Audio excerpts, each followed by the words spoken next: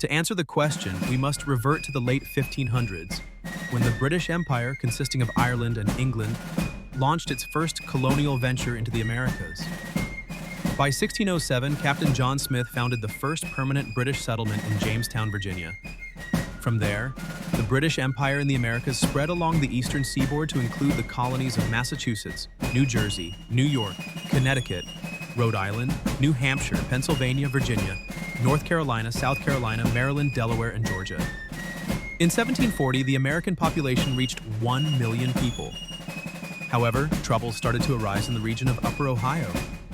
In the years leading up to 1754, the contested area was heavily fortified with keeps such as Fort Duquesne and Fort Washington. This culminated in the explosion of war. The French and Indian War, a smaller subsection of the 7 Years' War, resulted in an overall British victory. The Treaty of Paris, signed in 1763, forced the Kingdom of France to abandon all its North American colonies. This is where our story begins.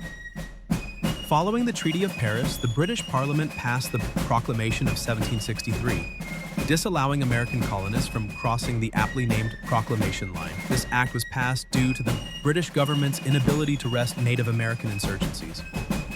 After the passage of the Proclamation Act, the highly indebted British government, to earn revenue, passed other acts, such as the Navigation Acts of 1763, which required colonists to sell and buy all trades from the United Kingdom, the Sugar Act that taxed molasses and sugar, the Currency Act that mandated a unified system of currency in the colonies, which only allowed for British authorized coinage to be used as money, the Stamp Act, which taxed all paper goods, and the Quartering Act of 1765, which allowed for British soldiers to live in colonial homes without permission. This prompted mass protests in the colonies, which led to the Declaratory Act, repealing the Stamp Act and establishing the British right to control the colonies however they pleased. In addition, civil strife in the colonies led to mass protests. Tarring and feathering gained popularity as a form of public humiliation and torture against British tax officials, mainly in response to the Townshend Act of 1767, which taxed tea, glass, paper, lead, and paint. The seeds of rebellion had been sufficiently sown as the seething American populace, under strain from taxation, political alienation, and disillusionment with the British government, began shifting towards revolution. Then, the day of March 5, 1770 arrived. On that day, a group of 9 British grenadiers fired into a crowd of colonists in Boston, Massachusetts, killing 5 people. This was the catalyst that ushered in the revolution, as the Boston Massacre, as it was labeled, marked an unofficial end to cooperative relations between the British Crown and American colonists. The final nail in the coffin arrived on December 16, 1773, as the Boston Tea Party commenced.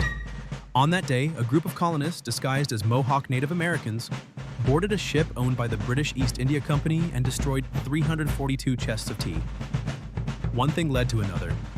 The British Parliament closed Boston Harbor and demoted the Massachusetts Bay Colony's status to a Crown colony in response to the Boston Tea Party. The Americans countered by assembling the First Continental Congress, which threatened a boycott of all British goods in the colonies if the intolerable acts were not repealed. And on April 19, 1775, the first shots of the revolution were fired in the morning haze over the city of Lexington. The war had begun.